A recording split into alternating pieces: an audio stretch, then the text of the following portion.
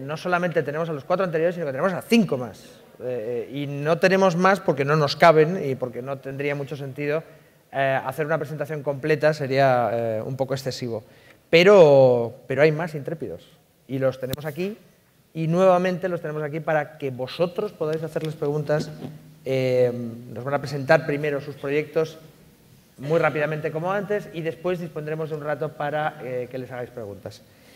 En esta ocasión tenemos al fondo a Daniel Montero, de Información Sensible, Marta Bach, de Madrid and Me, Elena Vicente, de OnTheRecord.es, Paula Corroto, de Encubierta, y Javier Moya, de Revista Don, que es el que va a empezar a presentaros el proyecto.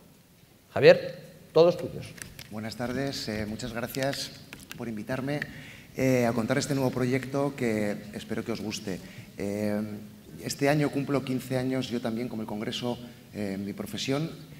Siempre me he dedicado al periodismo digital, con lo cual cuando nos decidimos invertir, el año pasado, lanzarnos a emprender periodísticamente, como solo había hecho productos digitales, dije, bueno, todo el mundo está haciendo productos digitales, la gente que viene de la televisión, la gente que venía de la prensa escrita, ¿qué hago?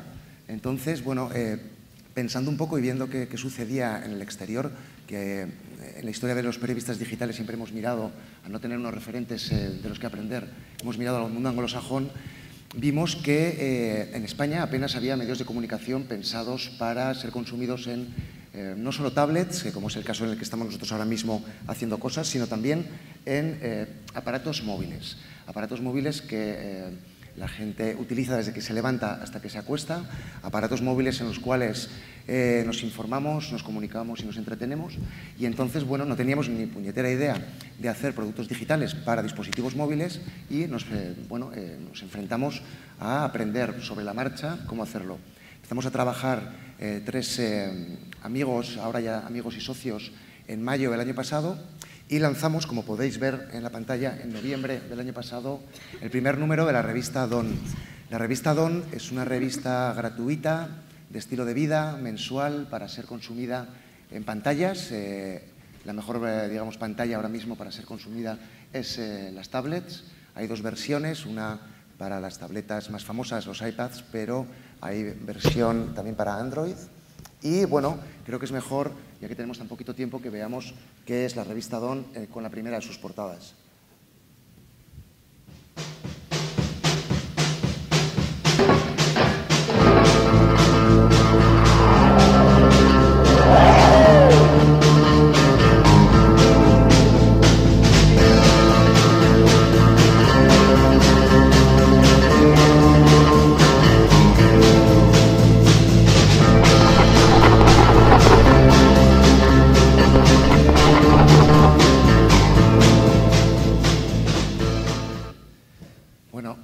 Como veis, es una revista, o aparenta ser una revista, tiene una cabecera, tiene un personaje popular en portada, tiene titulares, pero es una revista pensada para ser consumida en una pantalla.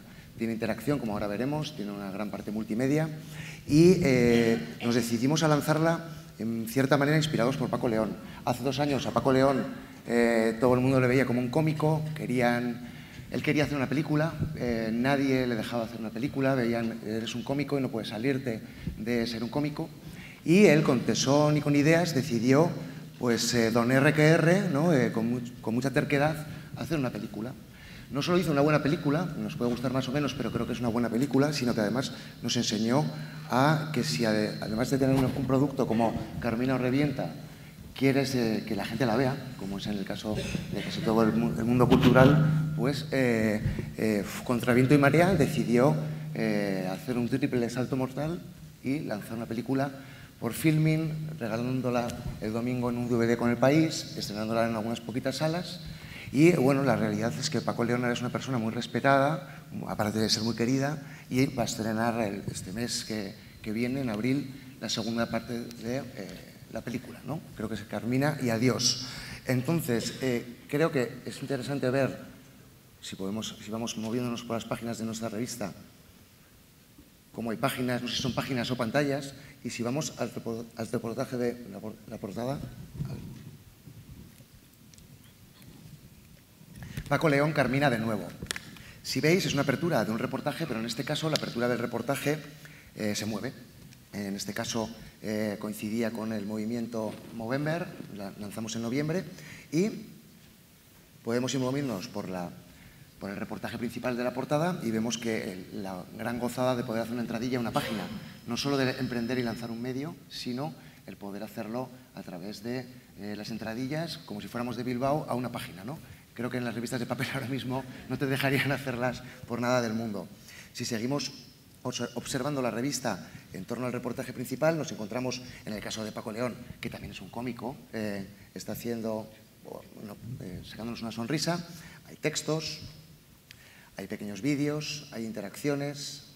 De todas maneras, jamás había visto la revista en una pantalla tan grande y es alucinante.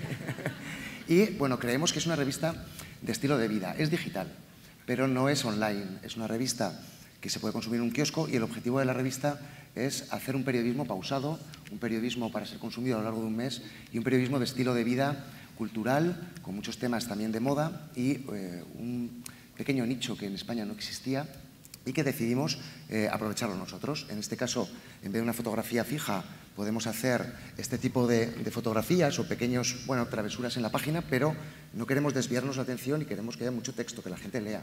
Queremos que haya buenos reportajes y buenas historias.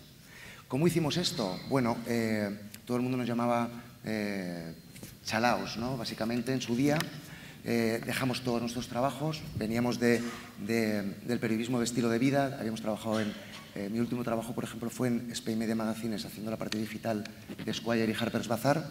Nos movíamos cómodos en este terreno y decidimos empezar por esta apuesta, ¿no? Una revista española de estilo de vida. Somos 3 socios. A mí ya que me estáis conociendo, la segunda pata es Rafael Benítez, fue exdirector de FHM, un tipo que sabe hacer revistas con mucho oficio. Y la tercera pata es Enrique Torralbo, cuyos padres nos quieren matar porque dejó su puesto de director multimedia en comunicación del BBVA por seguir a 2 cuarentones chalados. Quique aporta la parte multimedia de la revista, la profundidad. Hay movimiento y hay audio, pero no tiene por qué ser siempre un formato vídeo al uso, ¿no? Podemos hacer cosas como estas, en las cuales Paco León parece que está quieto, pero se mueve, y jugar un poco con sumarios divertidos para generar un proceso sensorial que no sea solo leer revistas o conocer personajes con un don, personajes interesantes, sino con sorpresas audiovisuales. Como os decía, somos 3 socios. Aparte de ser socios, somos trabajadores a tiempo más que completo. El equipo se completa con otras 4 personas, incluyendo una directora de publicidad, que fue el primer fichaje que hicimos. Creíamos que era bastante importante en el estilo de vida jugar la baza publicitaria desde el primer momento. Y luego tenemos un equipo formado por periodistas y sobre todo diseñadores. Creemos que las líneas de identidad de una revista, tipografía, fotografía, buenos textos, se cumplen, pero también entendemos que puedes darle más contenido. La revista es muy ambiciosa, es mensual.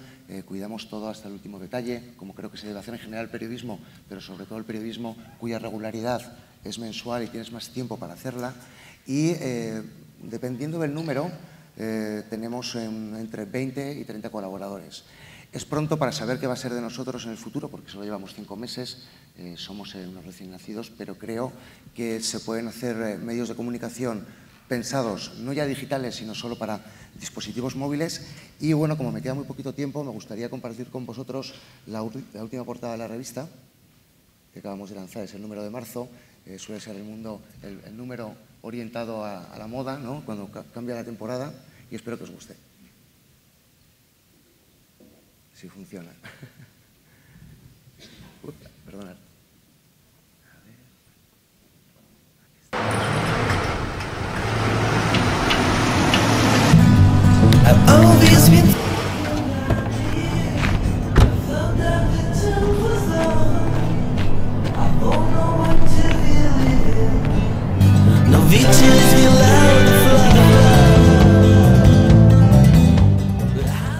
Esta es la portada, imaginaos todo lo que hay dentro, es gratuita, os invito a que os la descarguéis y muchísimas gracias a todos por vuestra atención.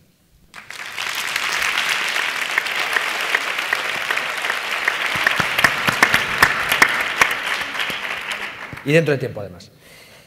La siguiente en presentar su proyecto es Paula Corroto y nos va a presentar su revista Encubierta. Exactamente. Que también entrevistamos a Paco León, por cierto. Bueno. El ratón. No hay famoso para contar esto. A ver.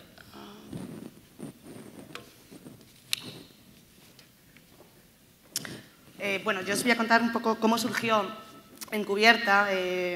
Hace 2 años no hubiera imaginado que tuviera un proyecto como este, pero todo fue, pues me encontré en la situación en la que nos encontramos muchos periodistas y es que, bueno, pues me quedé en el paro con el cierre de público. Y bueno, pues el mes de marzo de 2012, el cierre fue en febrero, 2 compañeras con las que había trabajado en el mundo de la comunicación, voy a hacer esto aquí, a ver si puedo. Bueno, en el mundo de la comunicación me llamaron y empezamos a hablar y me dijeron, oye, tú llevas muchos años escribiendo sobre libros digitales, sobre cultura digital, ¿se te ocurre que pudiéramos hacer algo con esto? Y bueno, pues hablando, dijimos, oye, pues mira, están cambiando los hábitos de consumo, Amazon acaba de entrar en España, esto fue en diciembre de 2011, acaba de ocurrir eso. Estaban empezando a entrar este tipo de tiendas, Google lo haría muy poquito después, y veíamos que el libro digital empezaba a estar de una forma bastante más activa y bastante más presente en España. Y bueno, pues empezamos a pensar y empezamos a decir, oye, tendríamos que crear una manera con la cual recomendar a los lectores qué libros digitales hay en España, dónde se pueden comprar, qué títulos son y que no entren directamente en las tiendas, que eso es un totum revolutum, eso es un container en el que no te enteras de nada, aunque haya pestañas, porque es verdad que hay pestañas, pero yo he entrado, por ejemplo, en la pestaña de ciencia de Amazon y me he encontrado con libros de Dios y he dicho, bueno, esto no tiene mucha relación. Y bueno, decidimos crear bueno, pues una revista que recomendara libros electrónicos. Empezamos a hablar de ello en marzo de 2012 con estas 2 compañeras y bueno, pues para junio ya habíamos creado el primer número. Las portadas las vamos poniendo por aquí. Esta fue la página que creamos porque decidimos hacerlo de 2 maneras.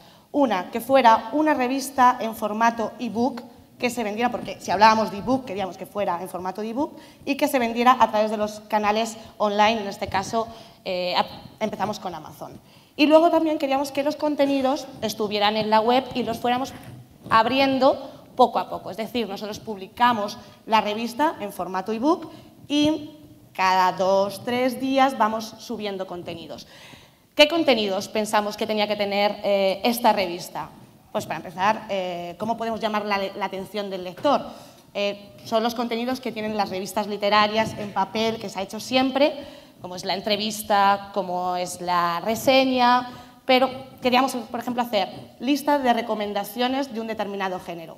Novela negra, por ejemplo, pues todos los libros que decidíamos del género de novela negra, hacer un listado. ¿Qué valor añadido nos daba además el medio digital? Porque en una revista en papel puedes ver un listado, puedes ver una entrevista, puedes ver una reseña y te quedas ahí. Con el medio digital lo que te permite es que yo te redirija a la tienda. Es decir, tú lees la entrevista, te gusta el libro, te gusta el autor y abajo aparece un link, eso lo podemos ver en una entrevista, por ejemplo, a ver si funciona. Por ejemplo, vamos a ver. Bueno, vamos a ver si aquí está la entrevista. Por ejemplo, Santiago Alba, que lo entrevistamos hace poquito. Pues aquí tenemos la entrevista, que la hice yo, por cierto. Y bueno, una entrevista, y al final aparece el libro. Si te ha gustado este libro y te lo quieres comprar, clicas aquí, te redirige a la tienda y te lo bajas en tu dispositivo. Ese era el valor añadido que creemos que podría dar el medio digital a una revista literaria que desde luego no dan, con las de papel es imposible. Con lo cual, al final, lo que pensábamos nosotros era ser un medio de referencia para todo aquel que tenga ya dispositivos electrónicos y que quiera leer en digital, que le ayude a discernir entre todo ese totum revolutum que hay en las tiendas. Y además lo queríamos hacer, se ha dicho por aquí en alguna ocasión, no hay ideología o no hay línea editorial. Nosotros sí tenemos una línea editorial y no hablamos de todos los libros electrónicos ni todas las novedades que aparecen, sino que hacemos una selección muy cuidada de textos, de autores, de editoriales. No entra todo, o sea, hay una selección importante porque creemos que esa tiene que ser nuestra labor, la de prescripción, la de dar una serie de calidad a lo que estás leyendo. Otra de las razones que pensamos también con esta revista fue la de, también se ha dicho en alguna ocasión, se rompen todas las fronteras geográficas y temporales. Es decir, nosotros podemos hablar de libros de Latinoamérica que no encontraríamos en una librería física, pero en esta revista podemos hablaros de este libro y os podemos decir dónde lo podéis comprar también. Frontera temporal, tampoco existe. Un libro electrónico no se descataloga, no se va a un almacén y se quema, no desaparece. O sea, nosotros estamos hablando de libros, por ejemplo, este de Santiago Alba, de hecho, es de 2007. Este libro jamás lo encontraríais ahora en una librería, pero si os encontráis con esa entrevista, podéis ir a la tienda online y comprarlo. Bueno, es un poco esta es la función que tenemos con Encubierta, que queremos que se pueda, en el mundo cultural, digital, están apareciendo muchas revistas, pero nos da la sensación de que todas hablan un poco de lo mismo, es el reportaje, es la entrevista, nosotros queríamos utilizar los medios que nos da Internet para hacer algo diferente y para crear una mayor conexión con el lector. Preguntaréis un poco, bueno, y esto, nosotros que no lo he dicho, somos 4 socios, ¿os da de comer? No nos da de comer, como a muchos de mis compañeros que han hablado aquí también. No nos da, estamos buscando vías de financiación. Una importante es vendemos la revista a través de las tiendas online, otra es a través de los libros que nosotros os recomendamos y os redirigimos a las tiendas, también recibimos un porcentaje y ahora estamos a la búsqueda de patrocinios. Había una compañera de la radio que decía esta mañana una cosa que a mí me ha gustado mucho y es el patrocinador no tiene que ir solamente quizá al gran medio, el que tiene gran audiencia.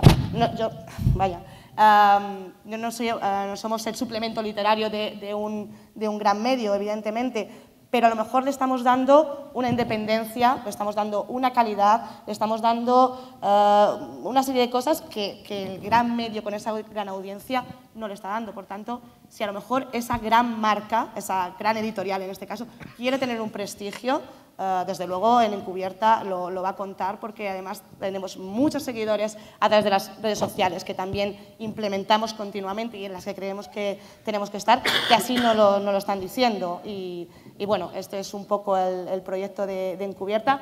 Vamos a seguir con él, el futuro no sabemos cuál es, de momento creemos que tenemos que estar en el presente y bueno, esto espero que os haya gustado el proyecto y que entréis a verlo. Y bueno, pues muchísimas gracias.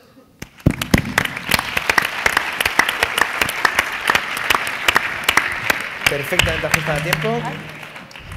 El siguiente proyecto que vamos a ver es ontherecord.es y lo va a presentar Elena Vicente.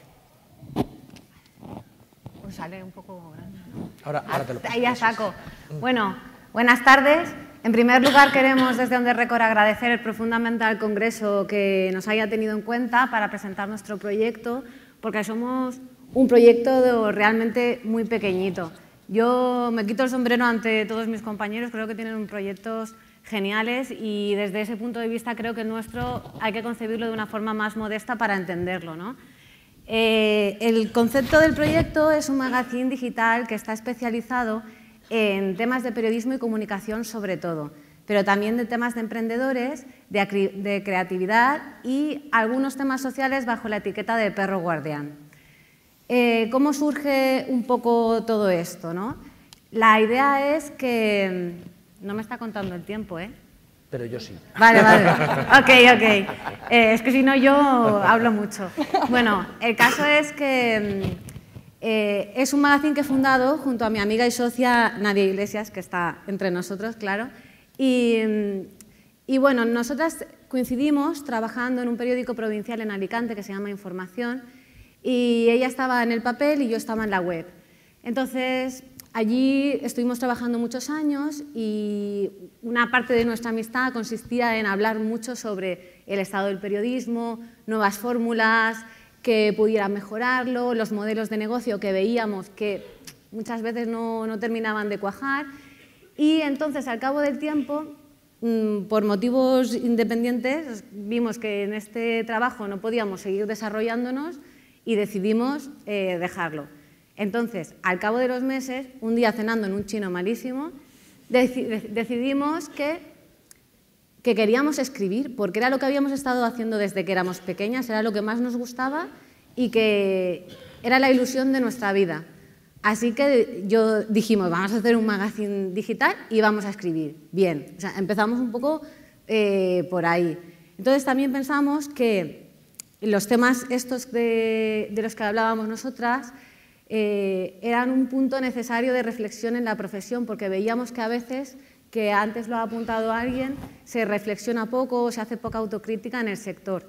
Entonces, nuestra idea era un poco ser un lugar de reflexión, de debate, de análisis de todas las cosas que se estaban cociendo, de las tendencias que vemos que están en Estados Unidos, por ejemplo, y de cosas que creemos que a lo mejor se pueden ir aplicando, el periodismo de datos, que algunos compañeros tienen proyectos relacionados, etc. Entonces, principalmente, bueno, es que aquí lo que se ve es el slide, que no es tan grande, pero se ve un poco así a saco, y estos son algunos de los contenidos que hemos estado preparando últimamente. Lo que más valoramos nosotras a la hora de hacer este proyecto es que podemos escribir de lo que nos dé la gana sin que nadie nos diga este tema sí, este tema no. Porque, bueno, los hablamos entre nosotras, pero que tenemos la libertad de poder escribir de los temas que queramos. Entonces, estamos escribiendo de algunos temas que están relacionados con la profesión, como por ejemplo este que estoy señalando aquí, era de los nuevos negros que hay en Internet, de gente que escribe para otras personas y no aparece su nombre, sino el de un bloguero, por ejemplo, o nuevas fórmulas para un periodismo digital en experimentación. Y luego también hacemos algunos contenidos que son más dirigidos a emprendedores, viendo que hay mucha gente ahora mismo que está dedicándose a emprender, y cómo podía potenciar todo el tema de la comunicación, ¿no? Entonces, esa era un poco la línea. Las vías de financiación que tenemos son varias.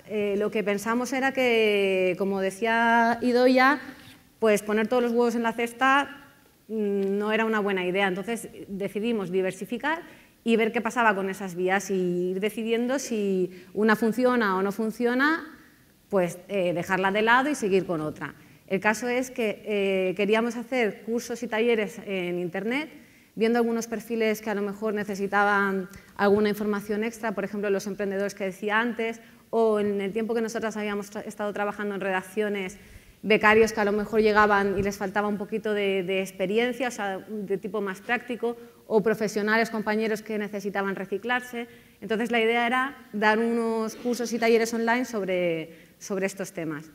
Otra vía de financiación es hacer elaboración de contenidos normalmente pues son para empresas y que posicionen en SEO, que sean contenidos especializados, cuidando mucho la calidad periodística, teniendo en cuenta que desde hace poco tiempo Google está posicionando mucho el contenido de calidad. Entonces, lo que vendemos son contenidos periodísticos, pero que pueda ser de interés para una marca. Y luego, por último, tenemos algunos servicios de comunicación que están enfocados al newsmaking, es decir, elaborar historias, pero para para despertar el interés en medios de comunicación sobre estas historias, que son de unas marcas concretas, pero construyendo un tema con distintas fuentes y conseguir que se publiquen en los medios de comunicación. Uy, aún me queda 1 minuto y medio. ¿He ido muy rápido? Vale, vale. Bueno, valoración de la experiencia hasta ahora, que era una de las cosas que nos pedían que comentásemos. Nosotras estamos muy contentas cómo ha ido la evolución del proyecto y estamos muy contentas con las cifras que estamos obteniendo, porque aunque no son muy altas porque es un contenido muy especializado, vemos que hay mucha gente que le dedica mucho tiempo a leer la página. Y tenemos muchas páginas vistas, lo cual quiere decir que la gente entra y degusta la página. No es tanto de impacto, sino que es de una lectura un poco reposada, que es lo que a nosotras nos interesa, que sea algo de calidad y que la gente disfrute leyéndolo con tranquilidad.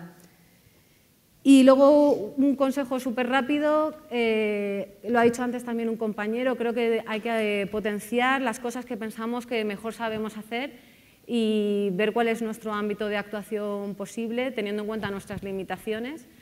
Y de todas formas, eso, que emprendernos un camino de rosas, alguien también lo ha dicho, y a veces vas a desanimarte y otros días vas a estar de subidón, pero hay que aprender un poco a manejarse con todo eso y tirar para adelante si te hace ilusión. Ya está, os invito a que entréis ontherecord.es. Gracias. De hecho, incluso tenías algún minuto más. Has conseguido recortarlo y bajar del tiempo incluso. ¿Sí? Tenías algún minuto más. Bien, el siguiente proyecto del que nos van a contar es Marta Bach y su proyecto se llama Madrid and Me.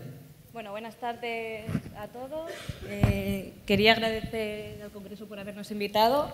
Es un honor estar aquí y en este congreso que tanto habíamos oído hablar, pero nunca habíamos tenido el placer de asistir. Este proyecto lo fundamos entre tres periodistas, una soy yo, otra es Sandra Miranda y otra es Sara Montero, que está aquí con nosotros hoy. Y la verdad es que nuestra historia, nuestros comienzos son muy parecidos a los de On The Record. Hace 3 años nos paramos a contemplar, hace un año 3 periodistas nos paramos a contemplar el panorama laboral en el que vivíamos y nos dimos cuenta de que era realmente muy triste. Una estaba en paro y las otras 2 se encontraban haciendo prácticas en empresas apenas remuneradas.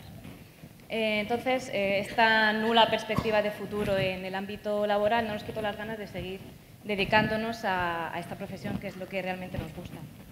Llegamos entonces a la conclusión de que la única forma de poder escribir libremente sobre lo que queríamos y sin ningún tipo de presión y eligiendo nosotras los propios contenidos era montando nuestra propia página web, convirtiéndonos en nuestras propias redactoras, comerciales, community managers, éramos todo.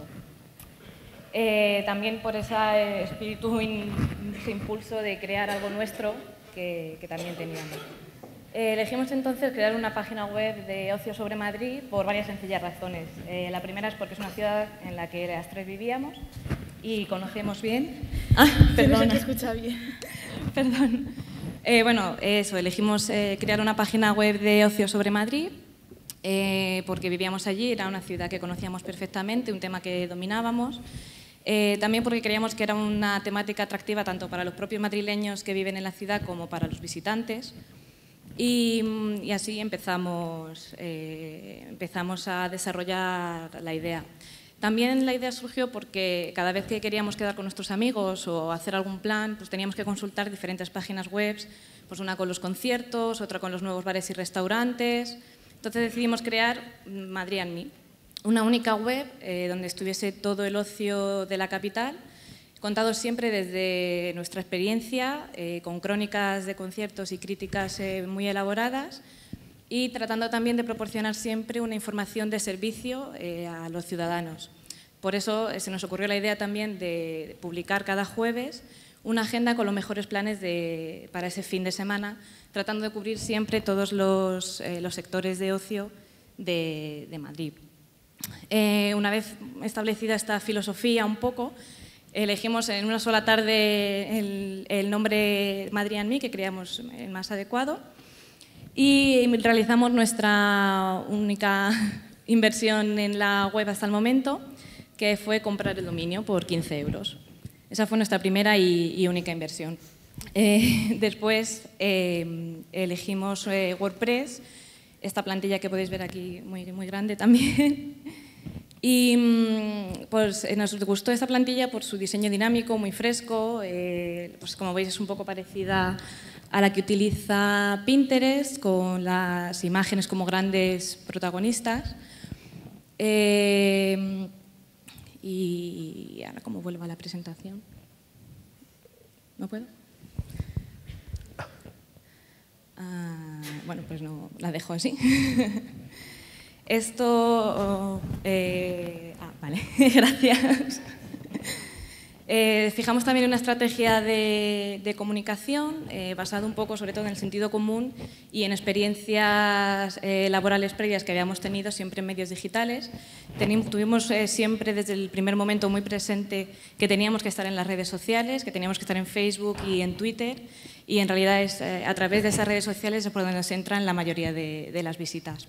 Además, nos dimos a conocer entre las principales agencias de comunicación que llevan los grandes eventos de Madrid, y eso nos ha permitido formar parte de alguna campaña publicitaria que nos permitió recuperar con creces esa mínima inversión inicial que realizamos.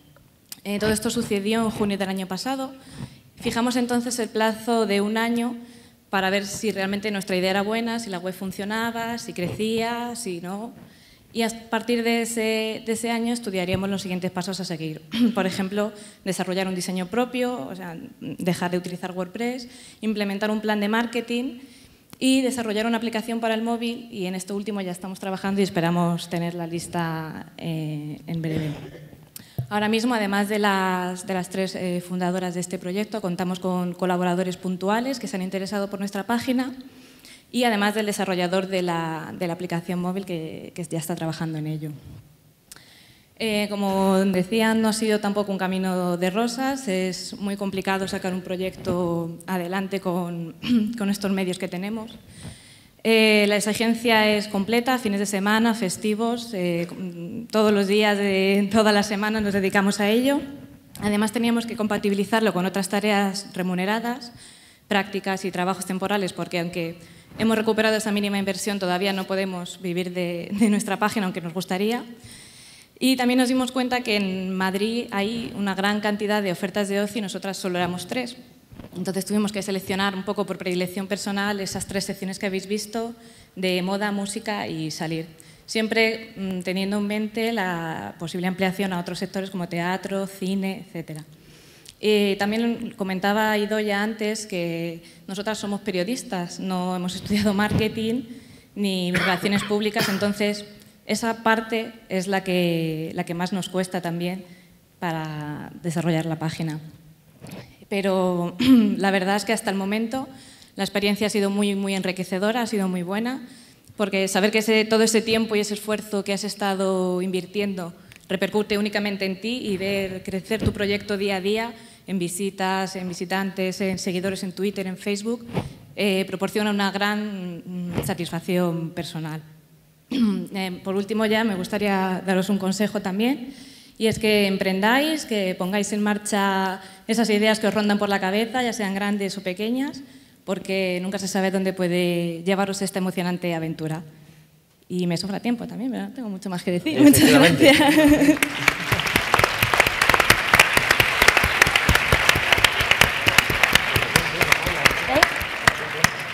Y por último, pero no menos importante, el proyecto de información sensible que va a presentar Daniel Montero, que es incluso más innovador.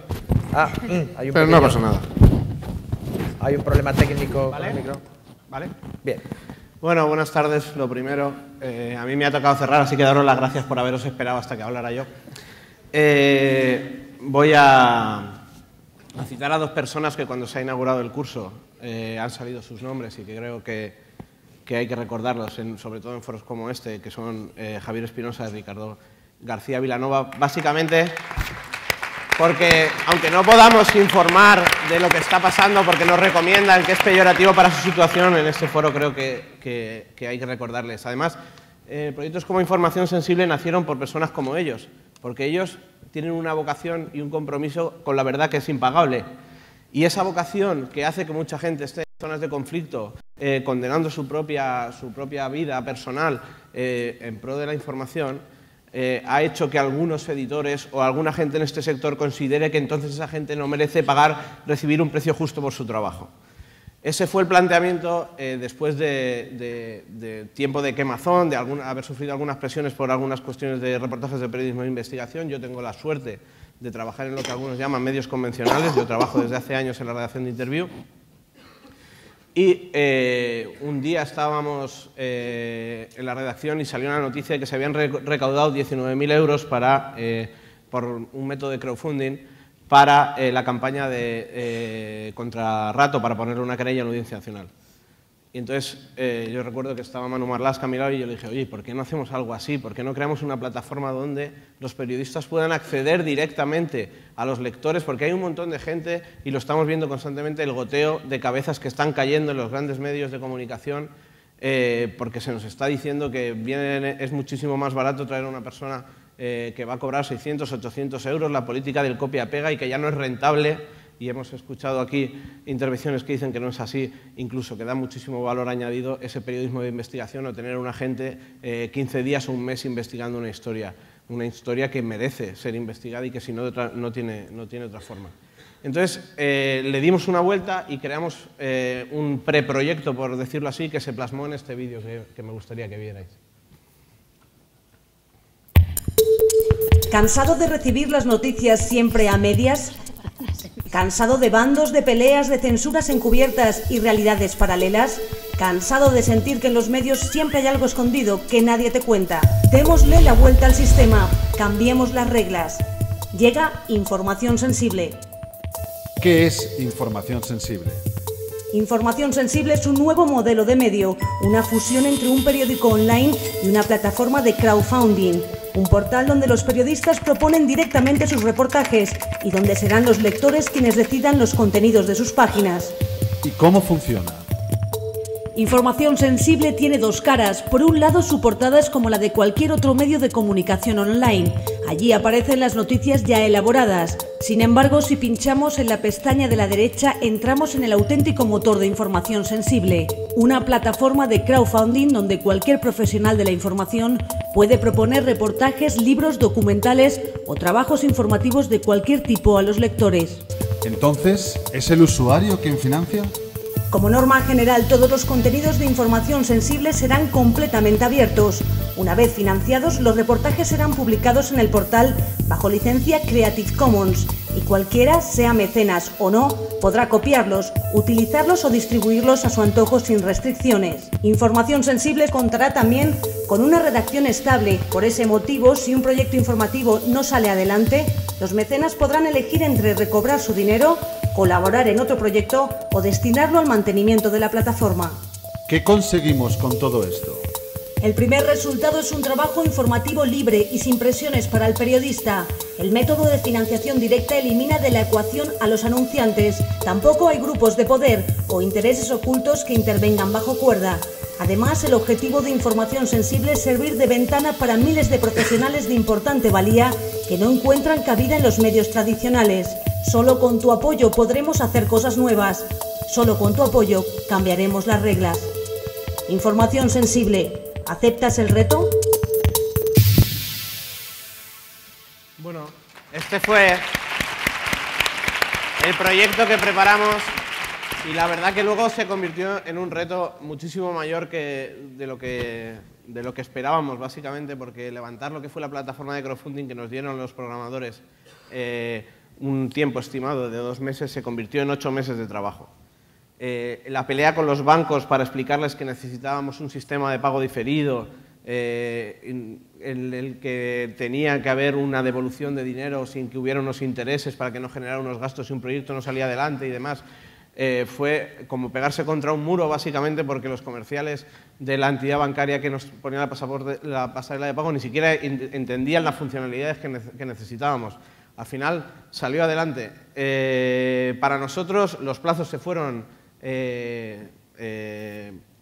prácticamente un año más del desarrollo que esperáramos. La inversión inicial, que la hicimos, como se suele decir, a pulmón, entre las personas que considerábamos, no desde un punto de vista, porque lo que creamos en realidad, más que un medio de comunicación, es una herramienta para que la gente pudiera tener una visibilidad y pudiera sacar sus proyectos adelante. Era, pues oye, reunimos 40.000 euros entre todos, lo ponemos, básicamente porque queremos que dentro de 10 años podamos seguir comiendo de esto que es el periodismo y que lo estamos viendo cada vez más complicado. Además, el sistema de crowdfunding plantea un reto. Llevamos debatiendo aquí 8 horas, básicamente, en que, como queremos ser profesionales, queremos cobrar más que un señor que hace un blog en su casa en pijama. Pero claro, entonces tenemos que dar más que un señor que hace un blog en su casa en pijama. Y si esto es un lavado de cara brutal, porque tú haces un proyecto y a lo mejor tú consideras que es súper atrayente, pero es que al público no le apetece, no quiere tener ese proyecto, no quiere financiarlo. Y hay que asumir que a lo mejor no siempre acertamos en las propuestas que estamos haciendo. Os cuento un ejemplo. Cuando preparamos la plataforma, que la plataforma estaba básicamente, esta es nuestra portada, tiene aquí a la derecha la parte de crowdfunding que se está financiando, y claro, la plataforma nacía vacía. Y entonces empezamos a buscar una gente que participara con sus primeros proyectos. Y me vienen las personas que tenemos allí, tenemos 3 personas que se encargan de gestionar la plataforma completamente, y me decían, mira, hay unos chicos que quieren hacer un reportaje de los azulejos de Castellón en Rusia. Y yo dije, pues bueno, chicos, pues que lo hagan, pero me parece alucinante, no entiendo el concepto. Le dimos una vuelta al proyecto y sorprendentemente fue el primer proyecto que se financió.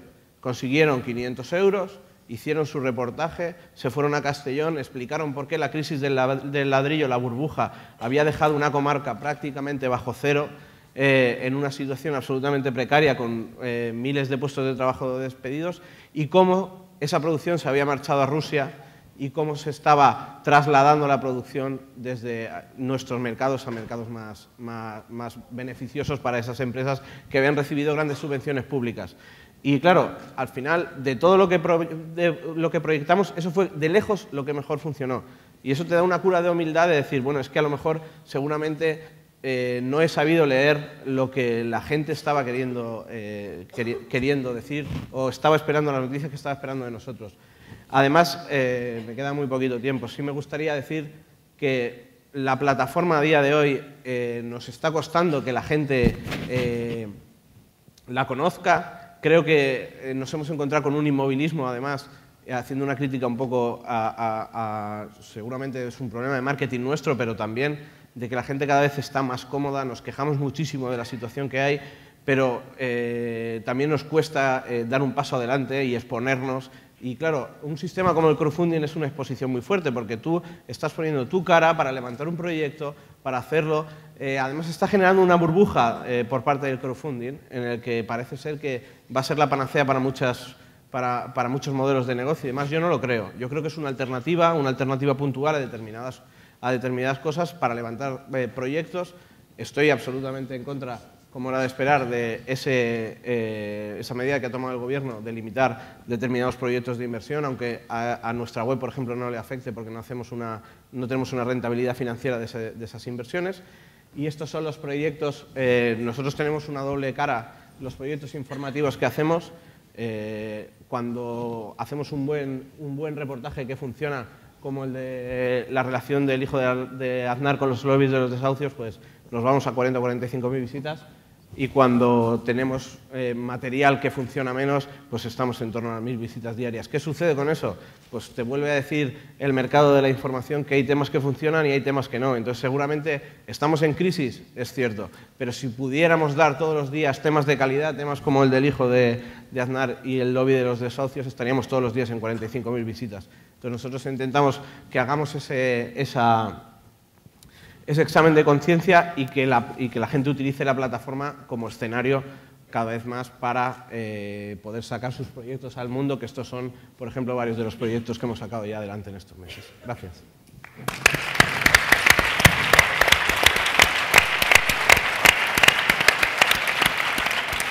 Perfecto. Pues una vez más, os animo a participar, los tenéis aquí, podéis lanzarle vuestras preguntas y esta vez, además, con proyectos que son muy distintos unos de otros, proyectos que tienen muy poco que ver y algunos de ellos bastante innovadores. Es decir, que aprovechad.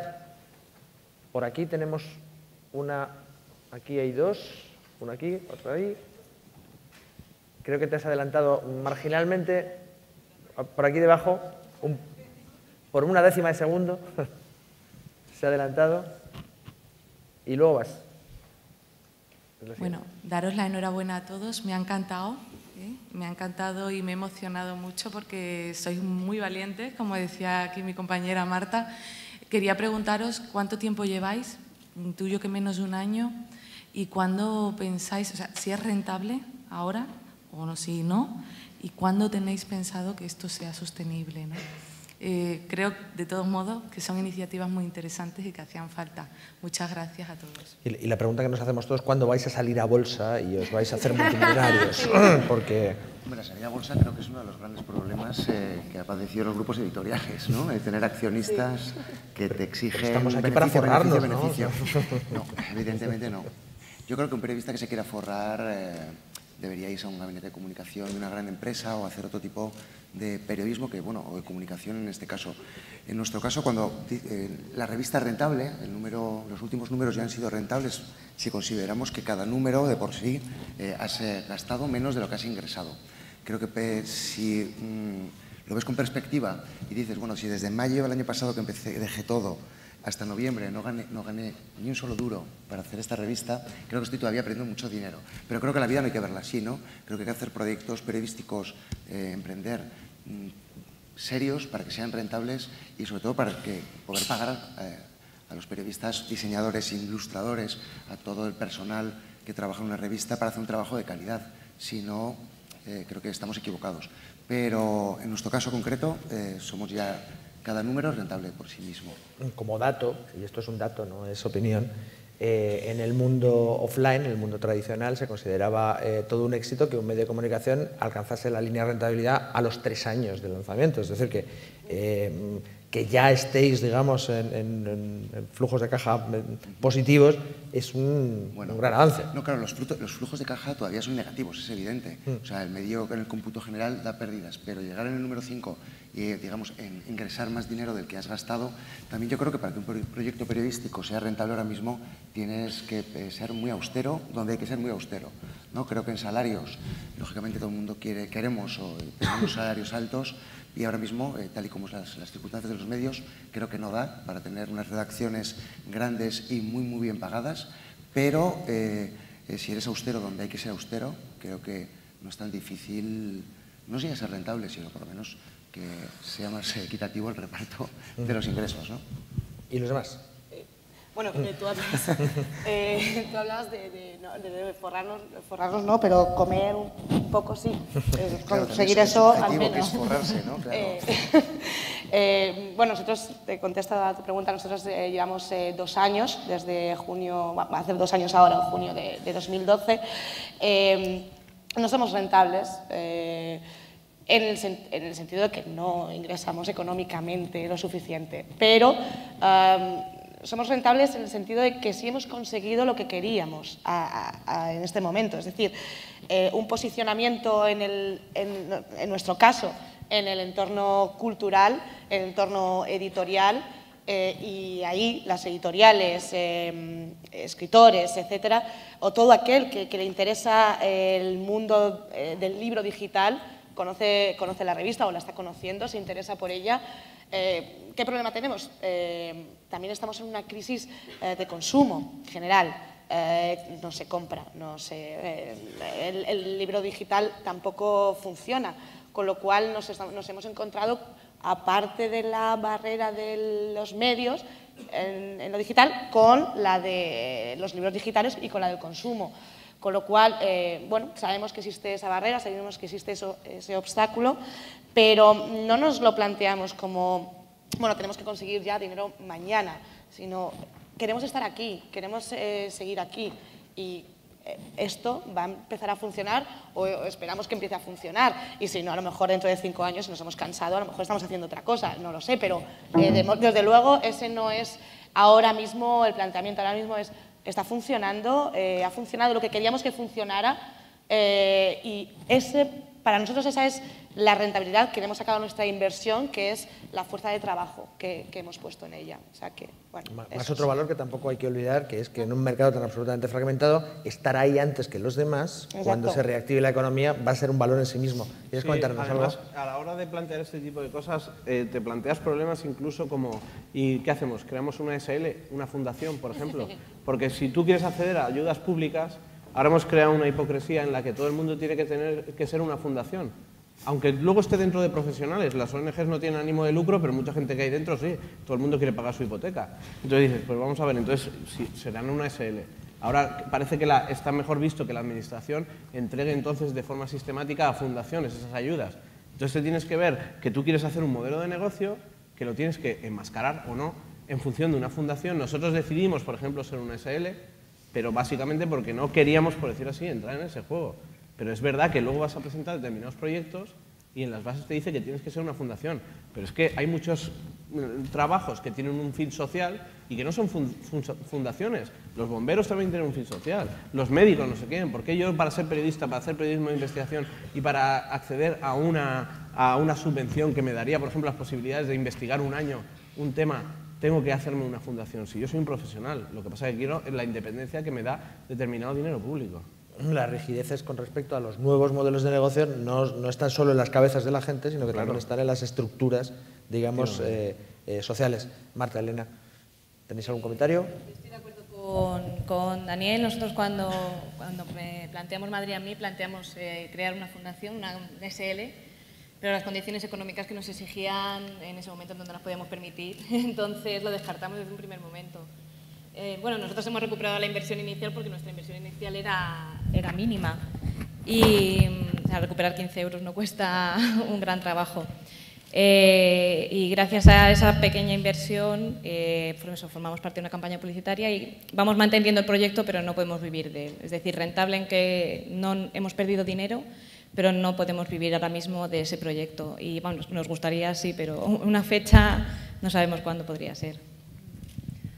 En el caso de On The Record, la cena en el Chino Malo fue el verano pasado y el proyecto en realidad ha empezado a tomar inercia en enero, o sea, hace 2 meses y medio, con lo cual es muy pronto para nosotras para hablar de rentabilidad, pero igual que en Madrid a mí la inversión fue mínima, entonces se puede decir que hay un poquito de ganancia, pero de momento tampoco es una ganancia como para volverse loco. Y sí que veo que también todos los proyectos necesitan un recorrido para darse a conocer, para probar fórmulas que a lo mejor al principio parecen buenas y luego resulta que no lo son. Como yo, por ejemplo, lo del crowdfunding me ha parecido súper interesante que lo comentaras porque parece la panacea el crowdfunding y conocer tu punto de vista me parece súper interesante.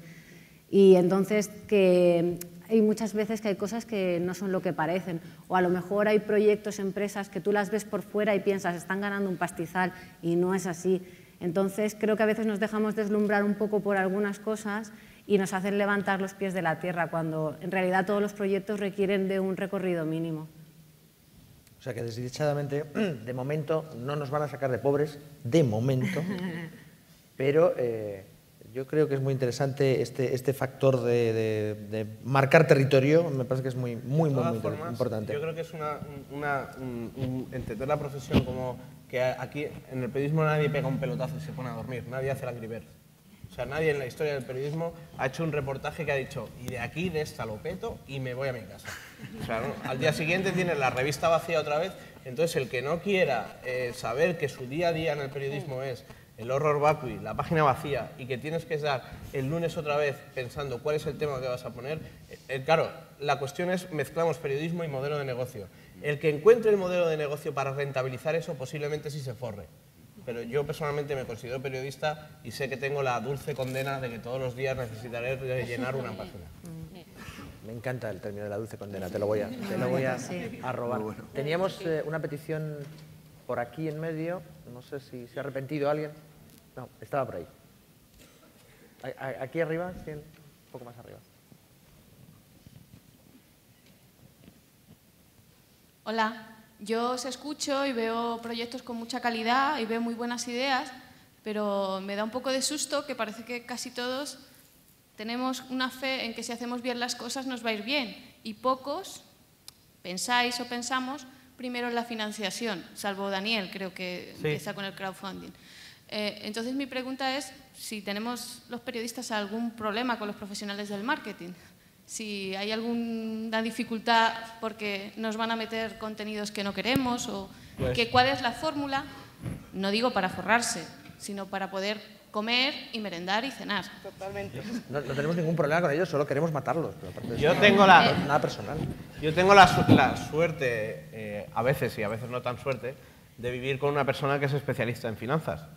Entonces, claro, cuando nosotros nos ponemos a plantear un proyecto que es vocacional, escuchaba a los compañeros que dicen, no, nosotros hemos recuperado la inversión porque solo hemos puesto 15 euros.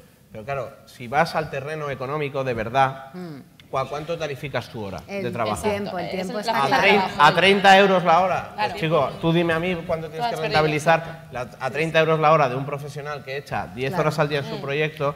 Y ese tipo de cosas, cuando nosotros hacemos y hablo por lo menos desde mi punto de vista, cuando hacemos ese tipo de planes, no lo valoramos porque como es un tema tan vocacional, yo no me imagino haciendo otra cosa.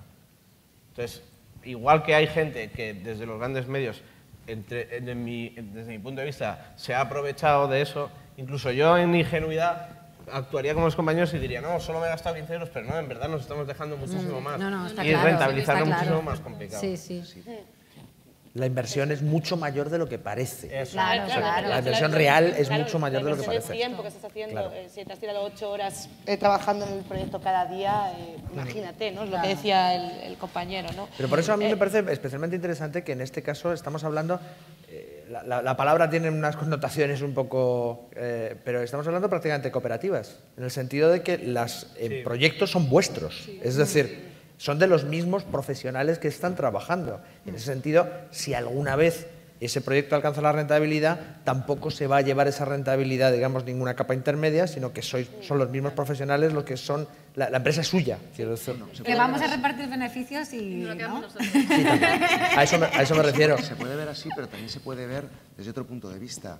Si tú trabajas en unos medios de comunicación o te han despedido en unos medios de comunicación y quieres hacer un trabajo periodístico porque es tu vocación, quieres hacerlo y punto. Entonces, puede ser un proyecto, puede ser otro, pero el componente vocacional es importante. Yo estoy viendo a este niño, yo me siento como este niño, con una sonrisa y esos mofletes, casi un vestido de domingo, con su iPad, pero claro, tú no puedes hacer de tu vocación, ante el impedimento de poder hacer tu trabajo periodístico por la crisis, hacer una cooperativa y ser también un romántico, que hay que serlo para según qué cosas.